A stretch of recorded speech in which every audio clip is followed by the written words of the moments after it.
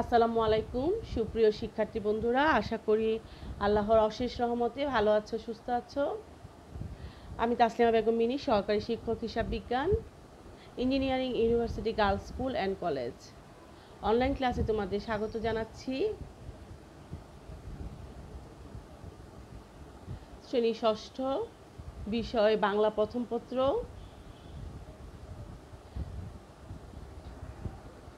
আমাদের আজকে আলোচনার বিষয় আনন্দ পাঠ থেকে।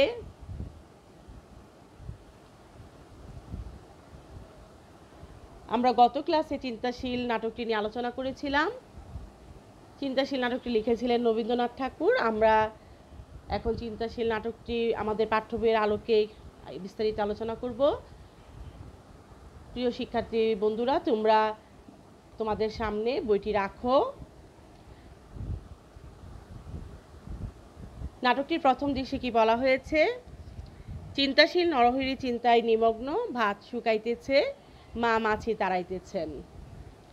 মা বলল, অত ভেবো না, মাথার বেমো হবে বাছা। নরহরি বলল, আচ্ছা মা, বাছার শব্দের ধাতু কি বলো দেখি। মা বলল, কি জানি বাপু। নরহরি বলল, বর্ষ। আজ তুমি বলছো বাছা, 2000 বছর আগে বলতো বৎস। এই কথাটা একবার ভালো করে ভেবে দেখো দেখি মা। কথাটা বড় সামান্য নয়। এই কথা যতই ভাববে ততই ভাবনার শেষ হবে না।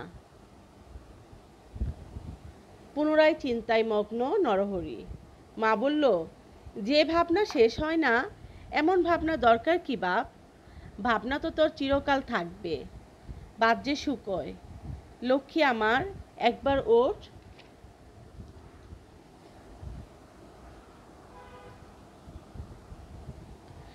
নরহরি বলল চমকিয়া, কি বললে মা?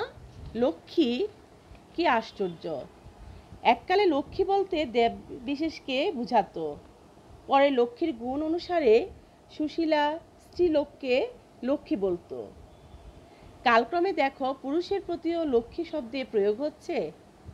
একবার ভেবে দেখো মা, আস্তে আস্তে ভাষার কেমন পরিবর্তন হয়, ভাবলে আশ্চর্য হতে হবে। নরহরি আবার ভাবনার দ্বিতীয় ডুব। মা বলল, আমার আর কি কোনো ভাবনা নেই নরু? আচ্ছা, তুই তো এত ভাবিস, তুই বল দেখি, উপস্থিত কাজ উপস্থিত ভাবনা ছেড়ে কি এইসব বাজে ভাবনা নিয়ে থাকা ভালো? সকল ভাবনারই তো সময় আছে। নরহরি বলল, এই কথাটা বড় গুরুতর মা, আমি হঠাৎ এর উত্তর দিতে পারবো না, এটা কিছুদিন ভাবতে হবে, ভেবে পরে বলবো। মা বলল, আমি যে কথাই বলি তোর ভাবনা তাতে কেবল বেড়ে ওঠে, কিছুতেই আর কমে না। কাজ নেই বাপু, আমি আর কাউকে পাঠিয়ে দেই। মা এখান থেকে বিদায় নিল। নিয়ে মাসিমার চরিত্র এখন আমরা লক্ষ্য করছি। মাসিমা বলল, ছি নরু, তুই কি পাগল হলি? ছেঁড়া চাদর, একমুখ দাড়ি, সম্মুখে ভাত নিয়ে ভাবনা, সুবলের মা তোকে দেখে হেসেই কুরুক্ষেত্র। নরহরি বলল, কুরুক্ষেত্র আমাদের আর্যগৌরবের শ্মশান ক্ষেত্র। মনে পড়লে কি শরীর রোমাঞ্চিত হয় না? অন্তঃকরণ অধীর হয়ে ওঠে না? আহা, কত কথা মনে পড়ে, কত ভাবনায় জেগে ওঠে। বলো কি মাসি, হেসেই কুরুক্ষেত্র? তার চেয়ে বলো না কেন, কেঁদেই কুরুক্ষেত্র। অশ্রুনিপাত।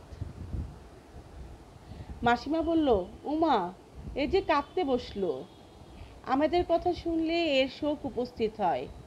কাজ নেই বাপু। এই বলে মাসিমাও বিদায় নিল।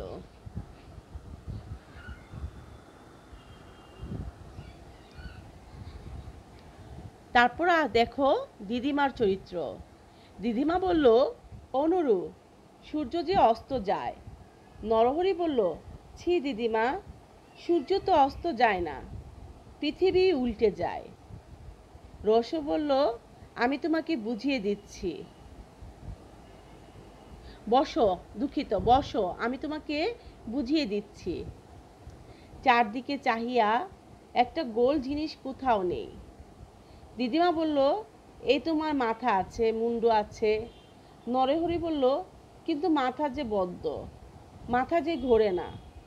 দিদিমা বলল, তোমারই ঘোরে না, তোমার রকম দেখে পাড়ার শুদ্ধ লোকের মাথা ঘুরছে।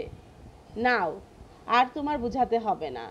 এদিকে বাদ জুড়িয়ে গেল, মাছি ভন ভন করছে। নরহরি বলল, ছি দিদিমা, এটা যে তুমি উল্টো কথা বললে। মাছি তো বন বন করে না, মাছির ডানা থেকে এরকম শব্দ হয়।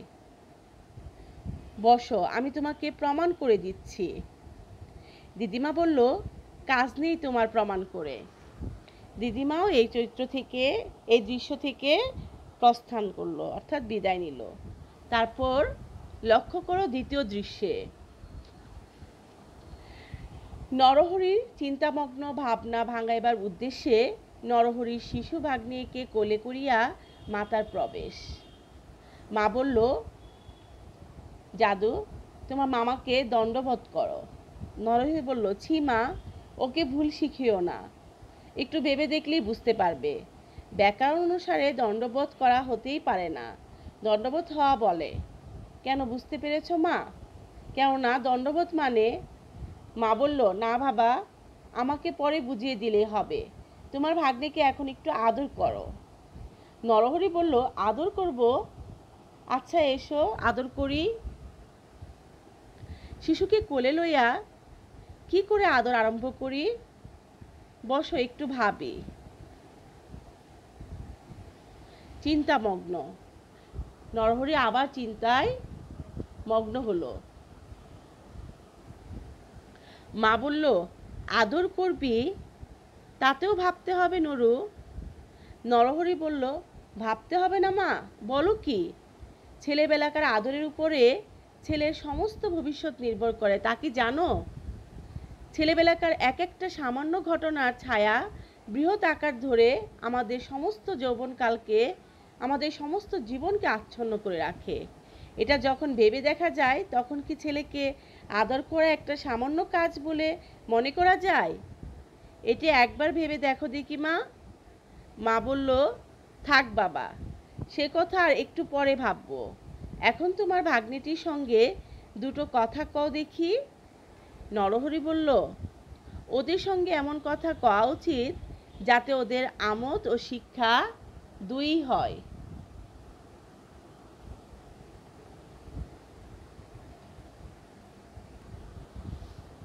আচ্ছা হরিদাস, তোমার নামের সমাস কি বলো দেখি।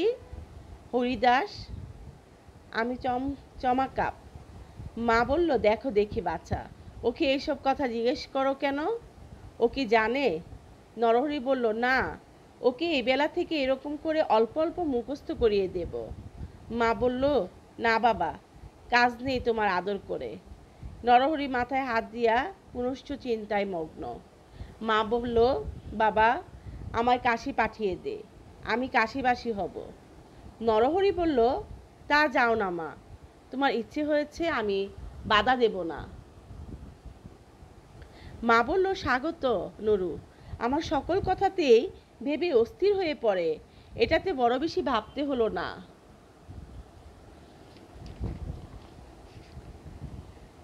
তাহলে তো আমাকে মাসে মাসে কিছু টাকার বন্দোবস্ত করে দিতে হবে। নরহরি বলল, সত্যি নাকি? তাহলে আমাকে আর কিছুদিন ধরে ভাবতে হয়।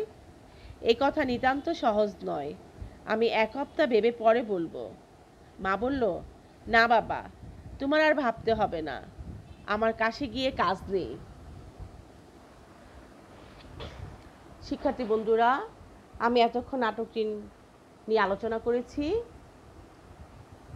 আমাদের স্কুল খোলা থাকলে আমি তোমাদেরকে দিয়ে এই নাটকটি বিভিন্ন চরিত্র সাজিয়ে দলগত কাজের মাধ্যমে আমরা ক্লাসে উপস্থাপন করতে পারতাম। যেহেতু আমরা এখন একটি অনাকাঙ্ক্ষিত অবস্থার ভিতর দিয়ে যাচ্ছি, তাই এটি সম্ভব হচ্ছে না। আমি নাটকটি এখন পড়ে তোমাদেরকে বললাম, এখন তোমরা তোমাদের পাঠ্য বইটি সামনে রেখে তার পরবর্তী যে কোশ্চেনগুলো আছে সেগুলি খেয়াল করো। আমি কোশ্চেনের উত্তরগুলো আলোচনা করছি। দেখো আমাদের পাঠ্য বই কি আছে। বহু নির্বাচনী প্রশ্ন দেওয়া আছে। কাশী কোন ধর্মাবলম্বীদের তীর্থস্থান? হিন্দুদের লক্ষ্মী শব্দটি কী অর্থে ব্যবহার করা হয়? আদর। নিচের উদ্দীপকটি পড়ে 3 ও 4 নং প্রশ্নের উত্তর দাও। করিতে পারি না কাজ, সদা ভয় সদা লাজ, সংশয়ে সংকল্প সদা টলে, পাছে লোকে কিছু বলে। উদ্দীপকে চিন্তাশীল নাটিকায় যে দিকটি প্রতিফলিত হলো তা কি? তা হচ্ছে সকল বিষয়ে অতি ভাবনা, কোনো কাজ শুরু করতে না পারা, জীবনের উদ্দেশ্য ব্যর্থ করা। এখানে 1, 2, 3। কারণ আমরা দেখতে পেরেছি চিন্তাশীল নাটকটিতে নরহরি শুধু ভেবেই যাচ্ছে, কোনো কাজ শুরু করছে না, জীবনের উদ্দেশ্যটাকে সে ব্যর্থ করে দিচ্ছে। কারণ কাজের মাধ্যমে কি হয়, আমাদের জীবনের যে মূল্যবান সময়টা পায় সেটা স্বীকৃতি পায়। তারপর দেখো 4 নম্বর প্রশ্ন, কোন কারণে নাটিকার নরহরির আর উদ্দীপকের কতককে এক সূত্রে বাঁধা যায়? এরা উভয়ই বাহুল্য ভাবনায় কর্মবিমুখ, মানে অতিরিক্ত ভেবে যাচ্ছে। আমরা অবশ্যই ভাববো, কিন্তু অতিরিক্ত সব কিছুই খারাপ। তারপরে দেখো আমাদের সৃজনশীল প্রশ্নটির অনুচ্ছেদ, নন্দবাড়ির হতো না বাহির, কোথা কি ঘটে কি জানি, চলিত না গাড়ি কি জানি কখন উল্টায় গাড়িখানি, নৌকা ফিশন ডুবিছে ভীষণ, রেলে কলিশন হয়, হাঁটিলে সর্প কুকুর আর গাড়ি চাপা পড়া ভয়, তাই শুয়ে শুয়ে কষ্টে বাঁচিয়া রহিল নন্দলাল, সকলে বলিল বেলারে নন্দ বেঁচে থাক চিরকাল।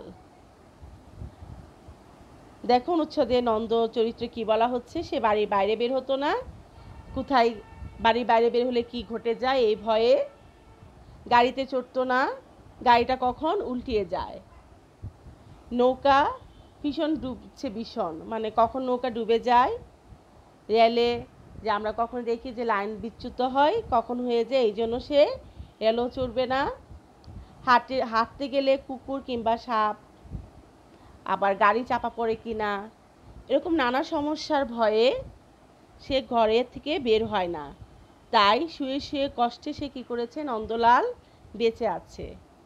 এই জন্য সবাই নন্দলালকে বলছে তুই চিরকাল বেঁচে থাক এভাবে ঘরের ভিতর। আমরা এই অনুচ্ছেদটি আমাদের চিন্তাশীল নাটকের সাথে অনেকটা কি পেয়েছি, মিল পেয়েছি। তারপর লক্ষ্য করো চিন্তাশীল নাটিকাটির লেখকের নাম কি, আমরা এর আগে জেনে গেছি, লেখকের নাম হচ্ছে আমাদের বিশ্বকবি রবীন্দ্রনাথ ঠাকুর। আমি কাশিবাসী হব উক্তিটি দ্বারা কি বোঝানো হয়েছে?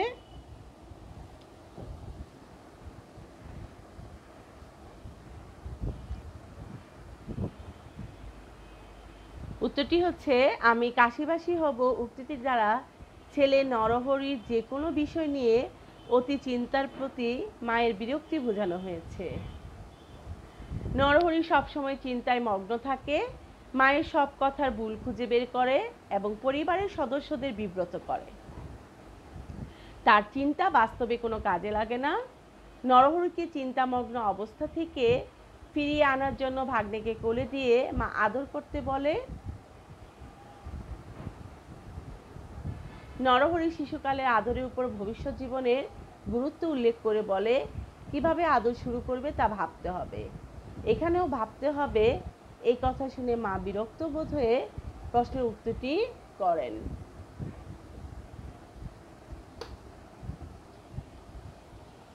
গ প্রশ্নে বলা হয়েছে যে দিক থেকে উদ্দীপকের নন্দের সাথে চিন্তাশীল নাটিকাটির নরহরির সাদৃশ্য লক্ষ্য করা যায় তা ব্যাখ্যা করো। বেশি চিন্তা করার ফলে বাস্তব জগৎ থেকে দূরে সরে পড়ার দিক থেকে উদ্দীপকের নন্দের সাথে চিন্তাশীল নাটিকাটির নরহরির সাদৃশ্য লক্ষ্য করা যায়। চিন্তাশীল নাটিকাটির নরহরি সব সময় চিন্তায় মগ্ন থাকে, সেজন্য নাট্যকার তাকে চিন্তাশীল বলেছেন। প্রতিটি বিষয় নিয়ে তার চিন্তার শেষ নেই। বেশি চিন্তা করার ফলে সে বাস্তব জগৎ থেকে দূরে সরে আছে। নরহরির মতো যারা অকারণে সব বিষয় নিয়ে চিন্তায় সময় নষ্ট করে, তাদের দিয়ে বাস্তবে কোনো কাজই হয় না। উদ্দীপকে নন্দেরও চিন্তা ভাবনার শেষ নেই। বাইরে কোথায় কি ঘটে তা ভেবে সে বাড়ি থেকে বের হতো না। উল্টে যাওয়ার ভয়ে গাড়ি চড়তো না, ডুবে যাওয়ার ভয়ে নৌকায় উঠতো না, আবার রাস্তায় সাপ কুকুর ও গাড়ি চাপায় ভয়ে বের হতো না। এসব অবাস্তব চিন্তার দিক থেকে উদ্দীপকে নন্দের সাথে চিন্তাশীল নাটিকাটি নরহরির সাদৃশ্য লক্ষ্য করা যায়।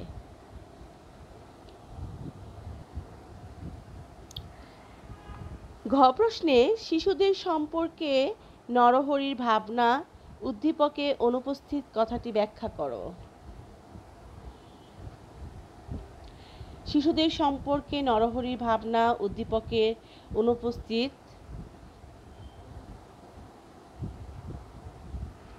কথাটি সঠিক। উদ্দীপকের নন্দলাল চিন্তাকাতর মানসিকতার পরিচয় দিলেও শিশুদের বিষয়ে তার কোনো রকম চিন্তা দেখা যায় না, কিন্তু চিন্তাশীল নাটিকার নরহরিকে শিশুদের কথা ও কাজের প্রতি গভীর চিন্তাভাবনার মগ্ন থাকতে দেখা যায়। চিন্তাশীল নাটিকায় নরহরি সবসময় চিন্তায় মগ্ন থাকে বলে লেখক তাকে চিন্তাশীল বলেছেন। বেশি চিন্তা করার ফলে সে বাস্তব জগৎ থেকে দূরে সরে আছে, সাথে সাথে তার আশেপাশের মানুষদেরকেও বিব্রত করছে। নরহরির মতো যারা অকারণে সব বিষয় নিয়ে চিন্তা করে সময় নষ্ট করে, তাদের দিয়ে বাস্তবে কোনো কাজই হয় না। নরহরি তার শিশু ভাগ্নের ভবিষ্যৎ জীবনের কথা ভেবে আদরের গুরুত্বের কথা বলেছে। ছেলেবেলার আদরের উপর শিশুর ভবিষ্যৎ নির্ভর করে। উদ্দীপকে দেখা যায় নিজের জীবন কেন্দ্রিক নানা বিষয় নিয়ে নন্দের চিন্তার শেষ নেই। সে বাইরে যায় না সাপ কুকুর ও গাড়ি চাপার পড়ার ভয়ে। নন্দ গাড়িতে চড়ে না যদি গাড়ি উল্টে যায়, এবং নৌকায় উঠে না ডুবে যাওয়ার ভয়ে। নন্দের সব চিন্তা তার নিজেকে নিয়ে, এবং সে ঘরে শুয়ে শুয়ে বেঁচে থাকতে চায়। উপযুক্ত আলোচনা থেকে দেখা যাচ্ছে চিন্তাশীল নাটিকা নরহরির বিচিত্র ভাবনায় তার শিশু ভাগ্নের প্রসঙ্গেও যুক্ত হয়েছে। ছেলেবেলাকার আদরের উপরে শিশুদের সমস্ত ভবিষ্যৎ নির্ভরশীল। উদ্দীপকে নন্দের নিজেকে নিয়ে ভাবনার সাথে শিশুদের কোনো বিষয় নেই, কাজেই শিশুদের সম্পর্কে নরহরির ভাবনা উদ্দীপকে অনুপস্থিত কথাটি সঠিক। শিক্ষার্থীরা, আমরা গত ক্লাসে কিছু জ্ঞানমূলক কোশ্চেন নিয়ে আলোচনা করেছিলাম, জ্ঞানমূলক কোশ্চেন দিয়েছিলাম তোমাদের বাড়ি কাজ হিসাবে। আমি আশা করছি তোমরা প্রত্যেকে বাড়ি কাজ করেছ। তাহলে শিক্ষার্থী বন্ধুরা, তোমরা বাড়ি কাজের খাতাটি সামনে রাখো। আমি এখন উত্তরগুলো আলোচনা করছি, তোমরা মিলিয়ে নাও প্রত্যেকেই তোমাদের বাড়ি কাজের খাতাটি।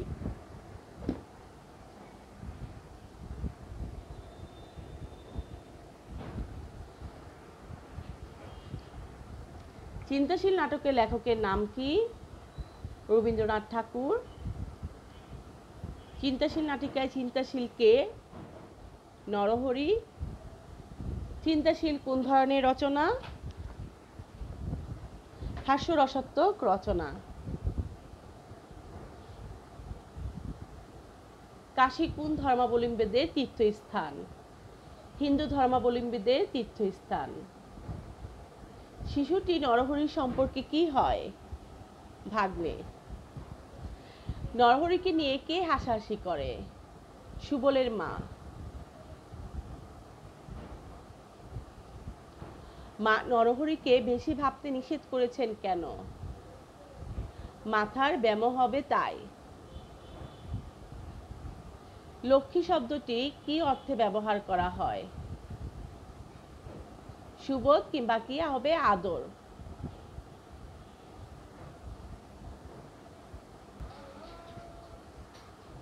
দুঃখিত, লক্ষ্মী শব্দটি কি অর্থে ব্যবহার করা হয়? আদর।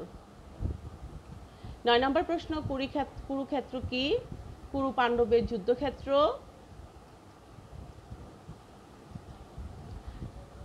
মা কাশীবাসী হওয়ার জন্য নরহরিকে কিসের বন্দোবস্ত করতে বলল? টাকার। বছর কথাটি কোন সময় ব্যবহৃত হতো? 2000 বছর আগে। রবীন্দ্রনাথ ঠাকুর কোন কাব্যের জন্য নোবেল পুরস্কার পান? গীতাঞ্জলি। রবীন্দ্রনাথ ঠাকুর কত সালে নোবেল পুরস্কার পান? 1913 সালে। রবীন্দ্রনাথ ঠাকুর কোথায় জন্মগ্রহণ করেন? কলকাতার জোড়াসাঁকোর বিখ্যাত ঠাকুর পরিবারে জন্মগ্রহণ করেন। রবীন্দ্রনাথ ঠাকুর কবে জন্মগ্রহণ করেন? বিশ্বকবি রবীন্দ্রনাথ ঠাকুর 25শে বৈশাখ 1268 বঙ্গাব্দে, 7ই মে 1861 খ্রিস্টাব্দে জন্মগ্রহণ করেন। অর্থাৎ শিক্ষার্থী বন্ধুরা, আমরা বাংলা এবং ইংরেজি দুইটি তারিখে কি করব? মনে রাখব।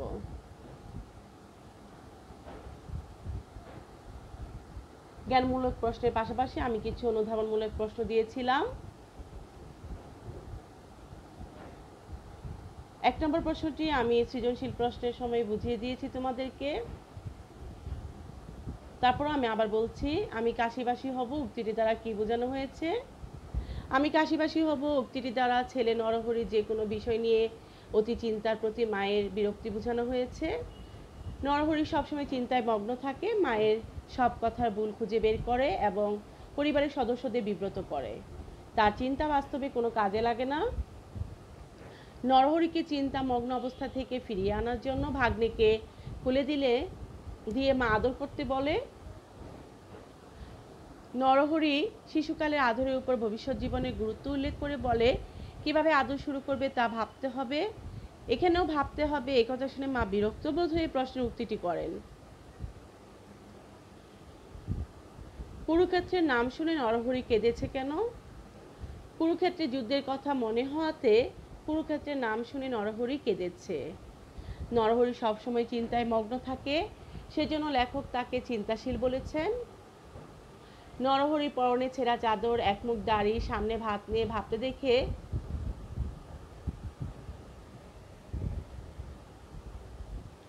নরহরি পরনে ছেঁড়া চাদর, একমুখ দাড়ি, সামনে ভাত নিয়ে ভাবতে দেখে নরহরির মাসি নরহরিকে বলল, সুবলের মা তোকে দেখে হেসে এই কুরুক্ষেত্র।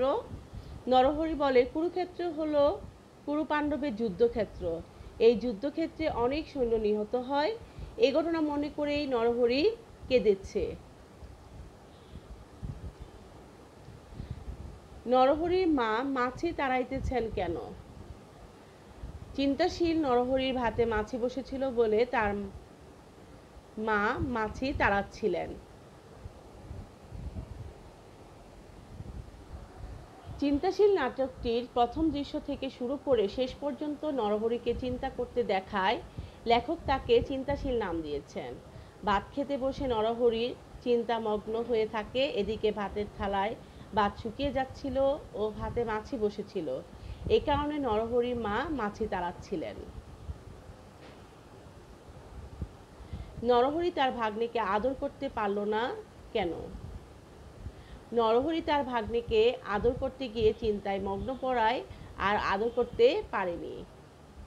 নরহরির মা তার ভাগ্নেকে তার কোলে দিতে চায় আদর করতে।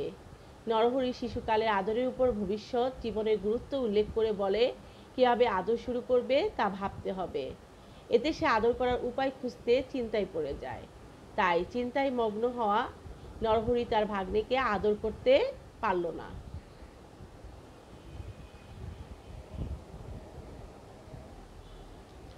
শিক্ষার্থী বন্ধুরা, আমি চিন্তাশীল নাটকটি পড়েছি এবং জ্ঞানমূলক সৃজনশীল কোশ্চেন পাঠ্য বইয়ে যা ছিল বহু নির্বাচনী প্রশ্ন আলোচনা করেছি। আমার ক্লাসটি এভাবেই সাজানো হয়েছিল।